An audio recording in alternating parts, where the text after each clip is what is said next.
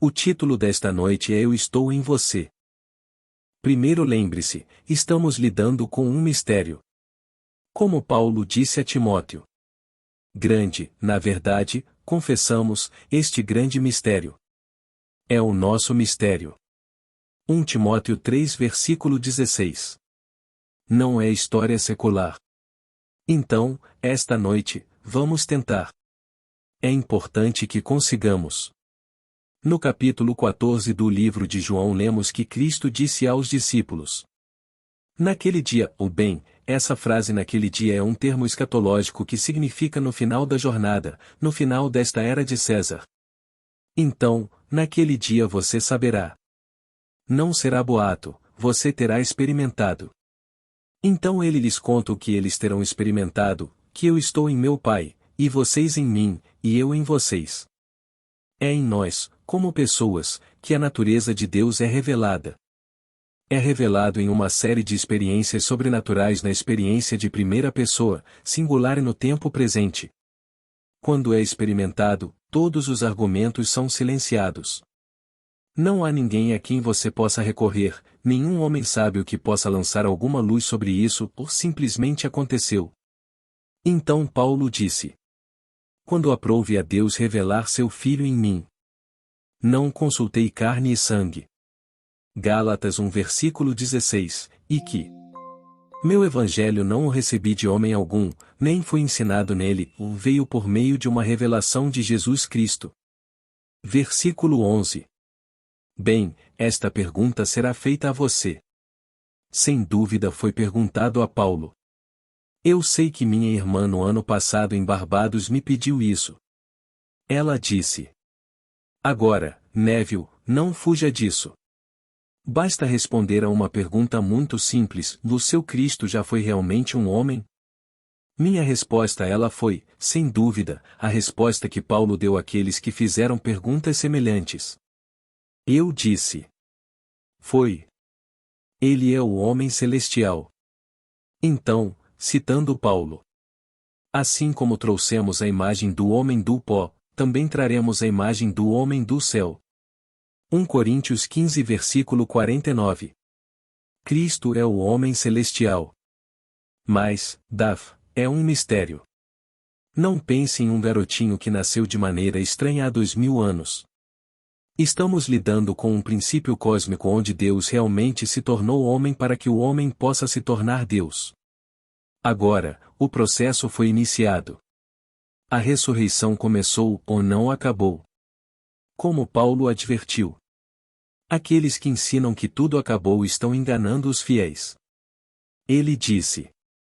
Já fui crucificado com Cristo, ou não sou eu que vivo, mas Cristo que vive em mim, e a vida que agora vivo na carne, vivo-a pela fé no Filho de Deus, que me amou e se entregou por mim. Gálatas 2 versículo 20. Doravante, não considero mais ninguém do ponto de vista humano. Embora uma vez eu tenha considerado Cristo do ponto de vista humano, não o considero mais assim. 2 Coríntios 5 versículo 16. Ele nunca quis dizer um Cristo físico. Então, para responder a minha irmã. Não, não, meu Cristo é o homem celestial, e falo por experiência própria, pois estive na presença do Senhor ressuscitado. Se eu tivesse a capacidade de pintar, poderia pintar este ancião de dias, e ele está nos reunindo um por um em seu corpo para nos tornarmos um corpo, um espírito, um Senhor e um Deus e Pai de todos. Você não será menos que o Senhor ressuscitado, pois só existe um corpo. Eu serei seu corpo. Você não será menos em espírito do que o Senhor ressuscitado. Há apenas um espírito e há apenas um Senhor e você será esse Senhor. Mas Neville, e você? Eu sou o mesmo corpo, o mesmo Senhor, o mesmo Espírito, o mesmo Deus e Pai de todos. Sem perda de identidade somos esta unidade do ser. Então aqui, é verdade que estou em você e você em mim. Você saberá disso um dia, porque em nosso ser interior ele se revela. O mesmo acontece em nós como pessoas, pois você tem que ser uma pessoa para que a natureza de Deus se revele. Ele se revela em nós nesta série de experiências sobrenaturais. Bem, acho que Daf não ficou mais impressionado do que aquela cadeira. Leva tempo. Mas é tão importante que o consigamos. É muito importante que você apague todos os intermediários entre você e Deus. A primeira carta de Paulo é Gálatas. É a primeira carta e o primeiro livro do Novo Testamento. Ele nos deu 13. Os estudiosos concordam que este é o primeiro em todo o Novo Testamento. E nisso ele declarou sua independência dos homens e sua dependência de Deus. Ele repudiou todas as autoridades, todas as instituições, todos os costumes, todas as leis que interferissem no acesso direto do indivíduo ao seu Deus. Não havia intermediário para Paulo. Ele nunca conheceu um Cristo segundo a carne, ele conhecia o Senhor ressuscitado que lhe apareceu.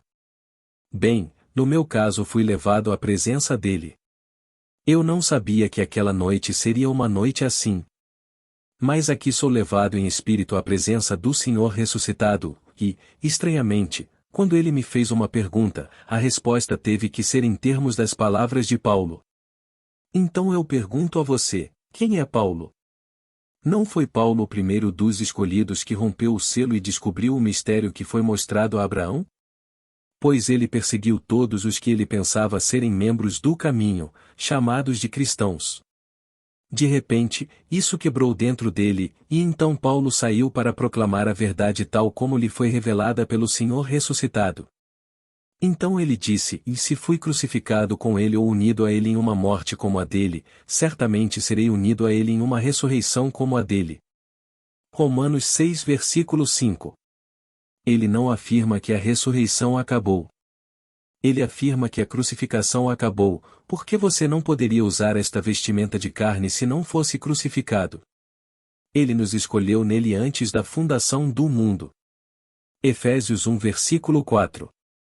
A escolha foi dele. Na verdade, não entramos no céu por causa de qualquer mérito adquirido de nossa parte. A boa forma é a consequência, não a condição da sua escolha. Lembre-se, ele nos escolheu nele antes da fundação do mundo.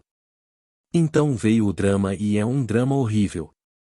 Mas quando você pensa na glória de acompanhar o drama, então não importa o sofrimento que passamos aqui. Isso não significa nada.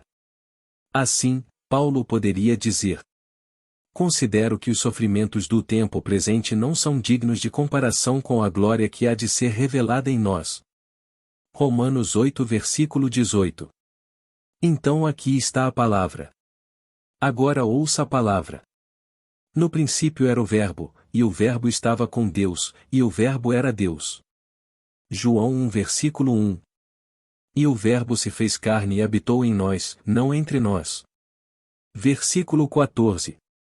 A preposição está dentro e mal traduzida entre nós.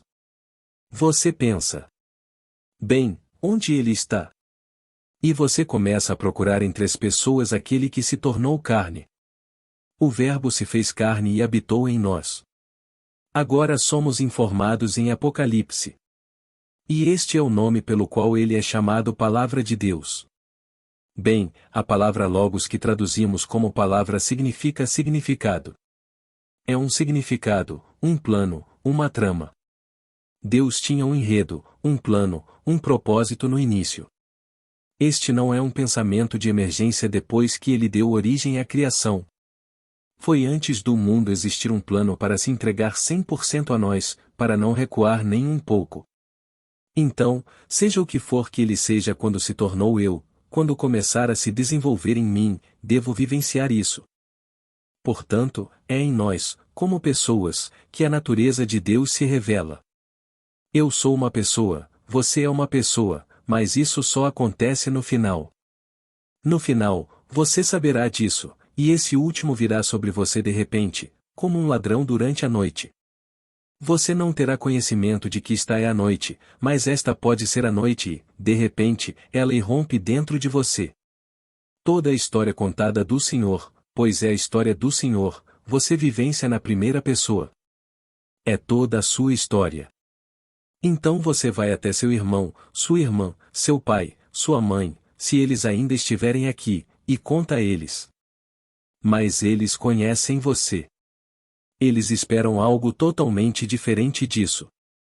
Eles sabem o quão fraco você é, o quão limitado você não é educado. Eles lerão a Bíblia, mas nunca ouvirão ou verão estas palavras. Como é que este homem aprende, visto que nunca estudou? Aqui, no capítulo 7 de João, essa pergunta é feita, pois ele surpreendeu os rabinos, surpreendeu o sinédrio. Eles não conseguiam entender como um homem sem conhecimento poderia se levantar e dizer as coisas que disse. Que ele pudesse dizer: hoje, a Escritura se cumpriu em mim. Que eu vim com um único propósito, e eu vim para cumprir as Escrituras. A Escritura cumprida é o Antigo Testamento. Essa foi a única Escritura.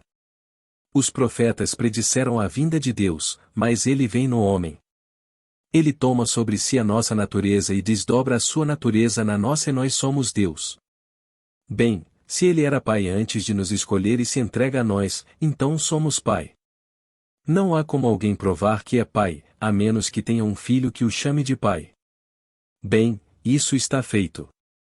Todas essas coisas se desenrolam dentro de nós. Então, quando digo, estou em você, as palavras são as palavras de Cristo.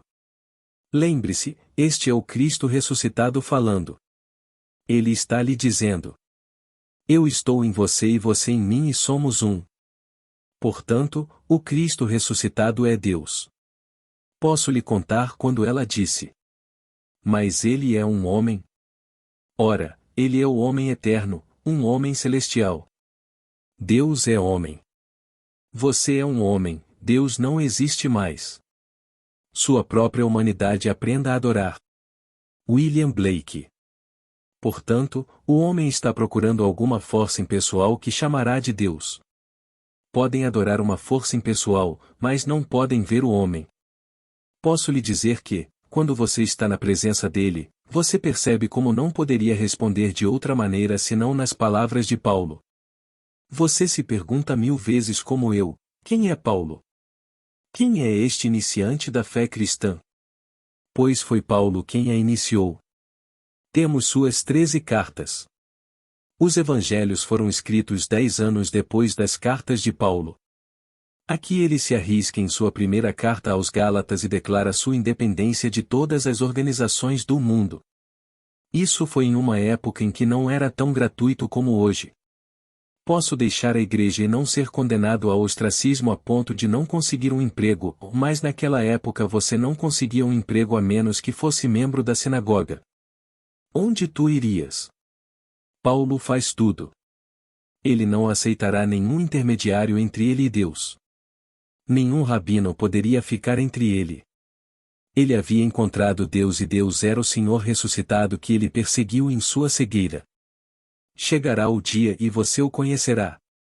Ele o levará à presença dele, mas essa é a escolha dele.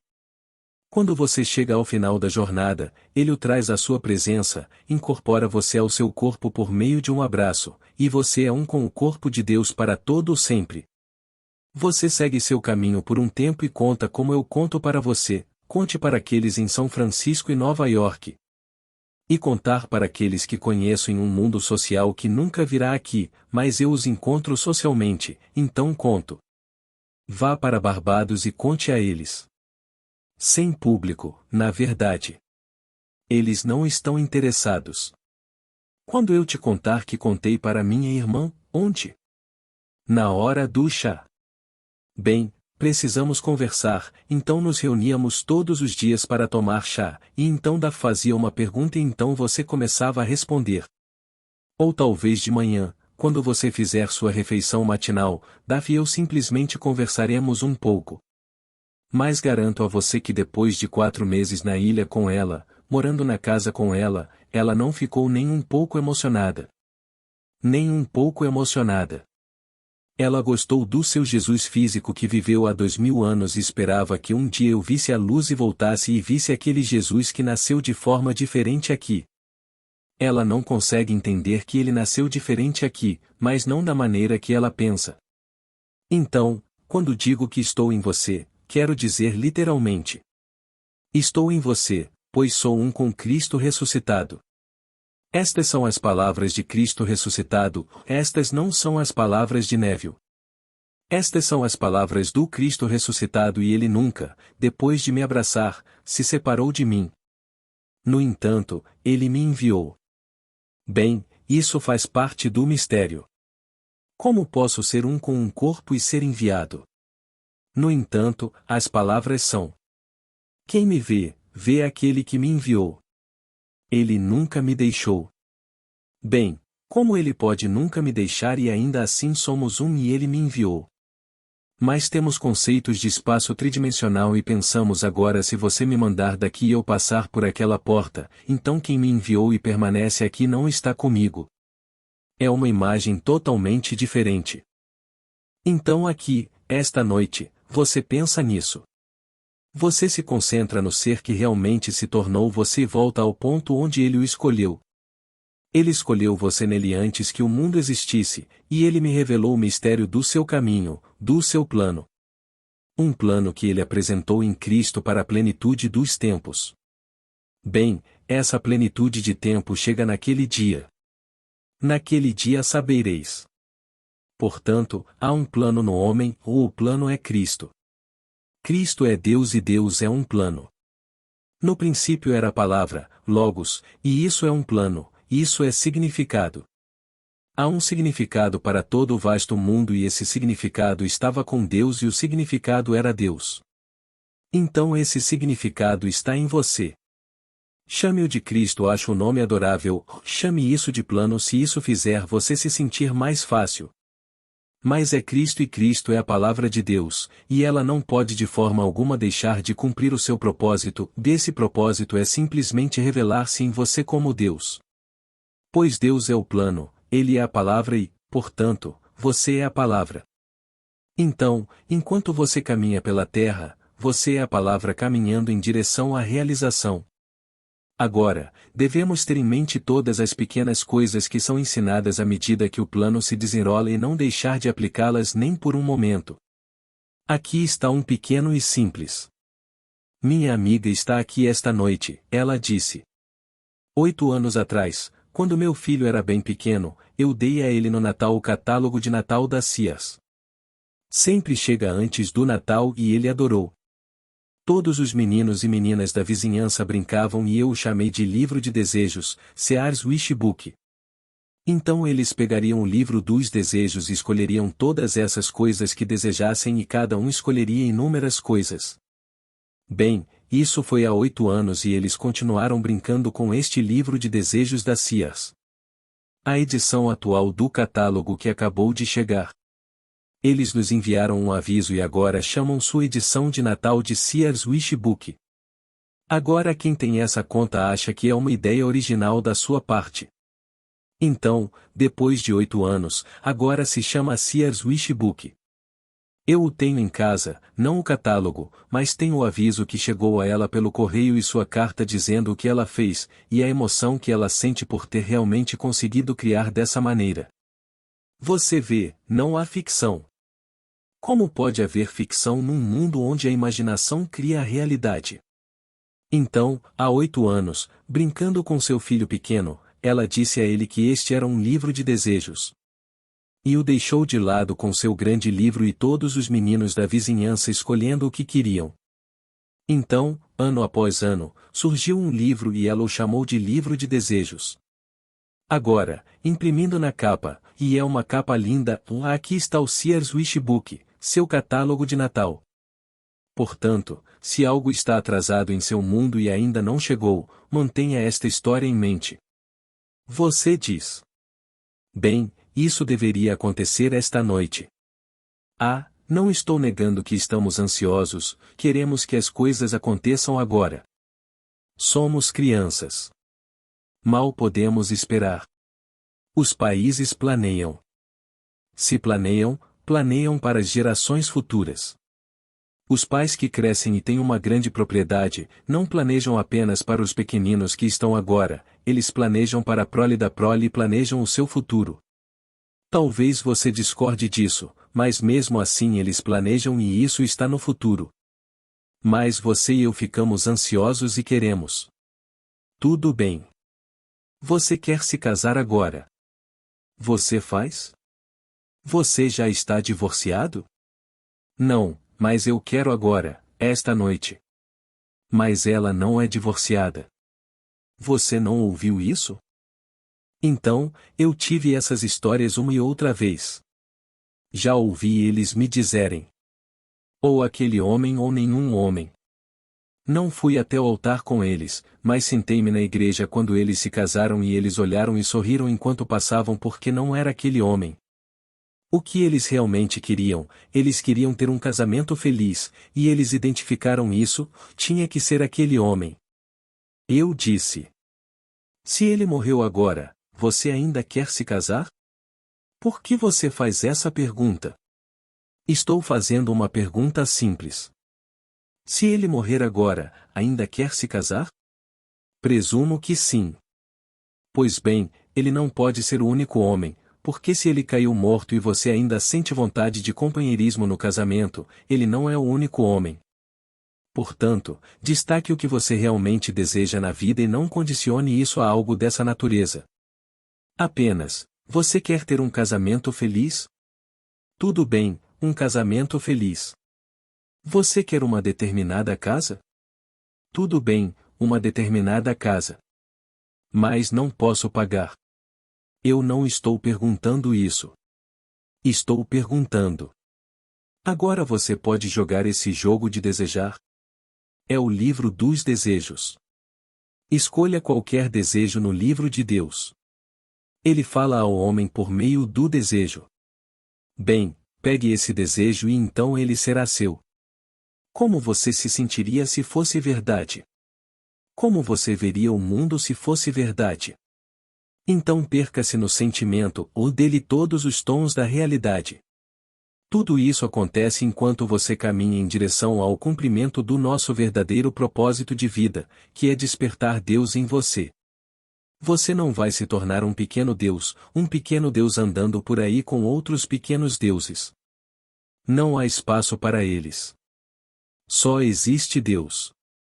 Aquela confissão fundamental de fé chamada Shema. Ouve, ó Israel, o Senhor nosso Deus, o Senhor, é um. Deuteronômio 6 versículo 4. E não se esqueça disso. Então, quando eles têm todos os tipos de pequenos deuses, esqueçam. Apenas um Deus, um corpo, um Pai. E vocês estão destinados a despertar como esse único Deus e Pai. Ele acorda, por incrível que pareça, nesta coisinha simples chamada homem. Como pode uma coisinha mortal assumir tal responsabilidade? Como pode esta coisinha aqui com todas as suas fraquezas saber em seu coração que já desdobrou o propósito de Deus? E ele não tem como mostrar isso a ninguém na terra, a não ser em palavras. Não consigo convencer ninguém se não tiver fé. Posso contar a eles que isso aconteceu comigo. Foi exatamente assim que aconteceu e tentei contá-lo da melhor maneira que pude por escrito, e tentei fornecer passagens paralelas das Escrituras para apoiar o que aconteceu comigo, pois só venho cumprir as Escrituras, e no meu caso cheguei ao fim. Bem, eu contei isso na esperança de que alguém continuasse a partir daí e talvez dramatizasse. Como eu lhe disse na noite de sexta-feira passada, pegue e conte de uma forma dramática. Você fala de Ionesco e de seus maravilhosos dramas. Porque isso não significaria nada, porque você está lidando com a melhor história já contada, e contando-a como realmente aconteceu, não como as pessoas gostariam que acontecesse. Como minha irmã, que queria que fosse do jeito dela. Ela irá ver o filme maravilhoso, a maior história já contada e está tão distante da história. Essa não é a história. A história é um homem simples caminhando pela terra contendo dentro de si esse potencial e inesperadamente ele se desdobra dentro dele. Ele é a pessoa mais assustada de todas. Ele nunca pensou, nem por um momento, que fosse digno disso, pois lhe ensinaram que era preciso adquirir mérito e ele não estava adquirindo nenhum mérito. Ele sabia que se realmente deixasse sua mente voltar atrás no curto intervalo de 50 ou 60 anos, não ficaria orgulhoso de todas as coisas que fez. Ou orgulhoso das coisas que se divertiu fazendo, mas não teve coragem para fazê-los. No entanto, naquele corpo fraco, Deus, o perfeito, se desdobrou e tudo o que é dito sobre Cristo nas Escrituras se desdobrou nele. Você aceitaria se eu lhe dissesse que a história de Cristo nas Escrituras é uma parábola representada? Você sabe o que é uma parábola? É uma história contada como se fosse verdade, deixando quem a ouviu ou leu descobrir o seu caráter fictício e aprender o seu significado. Portanto, simplesmente sabemos que é uma parábola representada. Então ele pega uma criança nos braços e diz: Este é o reino dos céus. A menos que você aceite o reino como uma criança, você não poderá entrar nele. Então ele coloca a criança no chão. Bem, você acha que um homem fez isso com uma criança? É uma parábola representada. Chegará o dia, você levará uma criança nos braços e será a sua entrada no céu, pois é o seu sinal do seu nascimento lá do alto. Quem nasceu? Foi Deus quem nasceu. Não do ventre de uma mulher, mas do crânio de um homem, pois é lá que Deus é crucificado. Ele entrou pelas portas da morte, o crânio humano, e nesse crânio está o plano. Estranhamente, quando ele acorda, não há outro. É simplesmente estou acordado. Qual é o nome de Deus para todo o sempre? Eu sou. Ele não tem outro nome. Então, vá e diga-lhes que eu sou te enviou. Êxodo 3 versículo 14. E então, quando você acorda, quem acorda? Estou acordado. Você procura por um Cristo?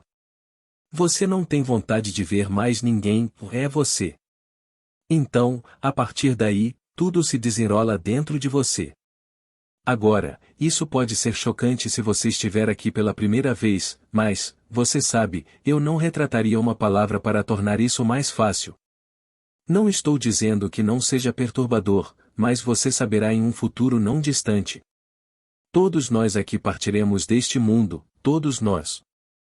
Não tenha medo, você terá, e a morte será uma bênção se você tiver alguma dúvida agora, pois a morte o forçará a modificar ou às vezes mudar radicalmente as ideias que você defendeu enquanto esteve aqui.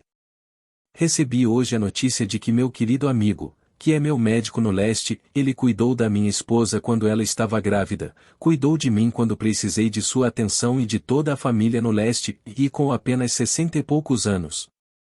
5 Ele morreu. Um membro da família escreveu hoje que Randy morreu. Estive pensando nele o dia todo, porque em 1952, quando fui submetido a uma operação séria, Randy era meu médico. Ele não era cirurgião. Ele veio para o hospital. Sempre carreguei minha Bíblia comigo, tenho orgulho dela, é a palavra de Deus, não há livro maior no mundo. Então, quando ele entrou na sala e sentou-se para sua visita habitual todas as manhãs, ele disse: Neville, você lê a Bíblia? Eu disse, sim, diariamente, horas.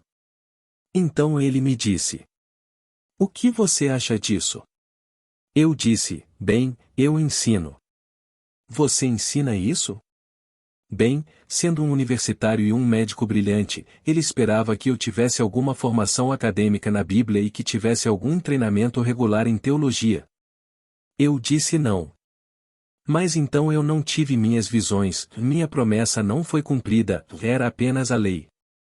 Então, comecei a explicar-lhe a lei com base nas histórias das Escrituras, tomando em primeiro lugar a história de Esaú e Jacó.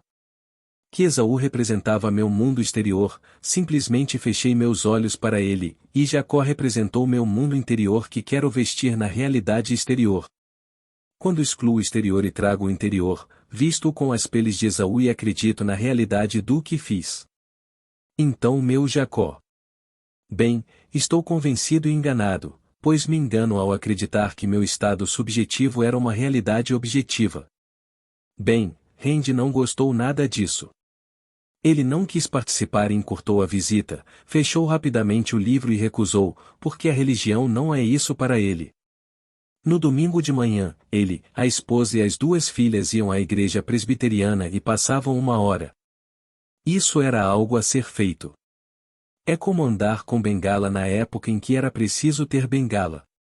Você estava despido se não tivesse bengala e, portanto, não estaria completo no decorrer de uma semana se no domingo de manhã não terminasse com uma visita à igreja. Hoje, pensei nele o dia todo, mas ele se foi há algumas semanas. Sem dúvida, Randy está modificando suas crenças. Ele conhece o grande trabalho. Ainda não. Levará tempo. Você não desperta lá como uma pessoa sábia. Se você é tolo aqui, você é tolo ali. Se você é um ladrão aqui, você é um ladrão lá.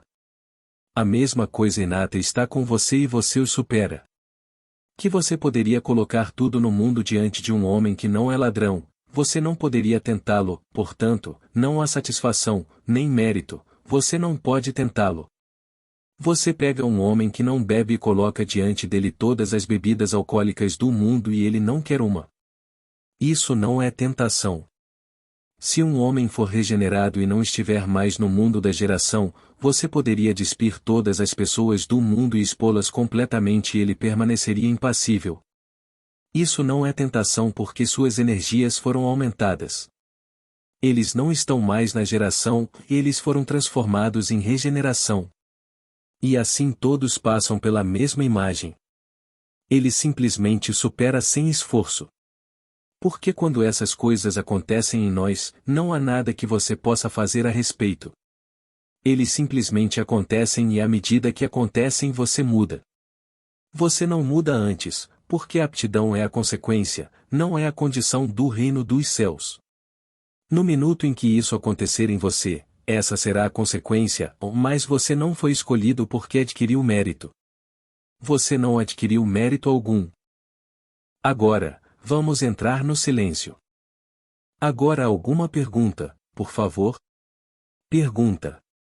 Por que o crânio é importante? Resposta de Neville.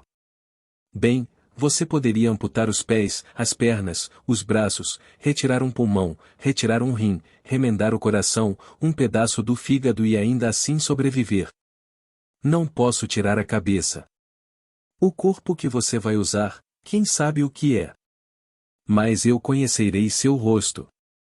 Dizem-nos que ele lhe dá um corpo como escolheu. Um corpo glorioso. Este corpo é um corpo que precisa de atenção 24 horas por dia. Devo dar-lhe água, dar-lhe banho e limpá-lo, esperar. Assimila o que pode, o que não consegue assimilar deve expulsar e eu devo limpar o corpo. Eu não gostaria desse corpo na eternidade. Pergunta. Neville, existem mestres? Resposta. Não. Nada de mestres, irmãos mais velhos e todas essas bobagens. Por todo o mundo vocês têm esses ismos glorificando o pequeno indivíduo que começou isso. Não, você não pode conhecer ninguém neste mundo, ninguém, que seja potencialmente maior do que você. Você não pode, porque você é Deus. Você não pode conhecer ninguém que ele amou mais do que ama você porque ele escolheu você. Isso é o que eu disse esta noite sobre Paulo. Ele apagou completamente qualquer coisa entre ele e Deus. Foi meu infortúnio. E ainda assim, de certa forma, aprendi com isso. Mas tive o prazer duvidoso de conhecer mestres e pessoas santas. Se eu soubesse, teria me virado e começado a correr. Não acredite neles. No entanto, há pessoas que insistem em acreditar neles e estão dispostas a pagar por isso. Se eu lhes dissesse que sou um mestre, sim, não tenho credenciais para provar isso, mas sou um mestre, então você poderia cobrar $1000. Ele é um mestre. Meu amigo Abdullah me disse uma vez que uma senhora idosa. Ele era um cavalheiro muito velho e estava em Atlantic City. E alguém lhe disse que ele poderia fazer algo com um homem em sua vizinhança e destruí-lo. Então ela veio e ofereceu $300 a Abdullah. AB disse: Meu querido, quem te aconselhou dessa maneira é bobo. Deus é amor, apenas amor. Primeiro de tudo, se eu tivesse esse poder eu não usaria, não nessa direção, e em segundo lugar, não é. Bem, ele caiu totalmente na estimativa dela. Ela foi até a porta ao lado de um falso de falsos. Mas este vizinho conhecia a B, ele era um vizinho, e ela deu os $300 e ele aceitou. Ela teve que se livrar daqueles $300 para que seu vizinho fosse destruído e a B não era o único a quem recorrer. Então, ela teve que encontrar alguém que aceitasse os $300, e ela o fez. Ora, existem falsos em todo o mundo e você não pode detê-los. Eles prosperam como as ervas daninhas. Leia qualquer jornal de sábado de manhã anunciando seus pequenos ismos. Eles descem do céu em um cavalo branco e descem sobre todos os tipos de coisas, tocando trombetas. Quando você lê e vê meu pequeno anúncio que sai uma vez por mês naquela mesma página, fico envergonhado. Estou envergonhado de ver que meu pequeno anúncio está na mesma página com essa coisa monstruosa. Mas você não pode evitar, você não pode escolher onde vai colocá-lo. Eles colocaram naquela página, então você está preso. Não existem mestres. Um dia você se tornará o destinatário de sua recompensa e tudo se desenrolará em você. E não havia mestre. Pergunta: por que chamam Jesus Cristo de mestre? Resposta de Neville. Em primeiro lugar, a história é uma parábola representada. Não tome isso como história. Eles o chamavam de mestre, o chamavam de rabino, o chamavam de senhor. Ao contar uma história você coloca algum nome nela. É um título de respeito. Mas certamente não mestre no sentido que o cavalheiro quis dizer. Eu conheço o livro Mestres do Extremo Oriente. Acho que ele escreveu 5. Ele se foi agora. Ele nunca saiu da América, Spalding nunca saiu deste país, mas ele conta uma bela história de como quando eu estava na Índia e esses mestres e como os pássaros vieram e fizeram ninhos em seus cabelos. O corpo dele ficou ali, incapacitado por 6 meses, só vegetando. Quando ele, o espírito, voltou ao corpo estava todo catalético, e os pássaros tinham feito ninho nos pelos, e ele simplesmente voltou para dentro do corpo e acordou o corpo. Spalding era mais ou menos desse tamanho, com um crescimento enorme no nariz. Posso vê-lo agora em minhas reuniões no Ebel. Um dia ele simplesmente desceu do carro e caiu. Essa foi a sua saída. Talvez ele tenha ido para a Índia agora.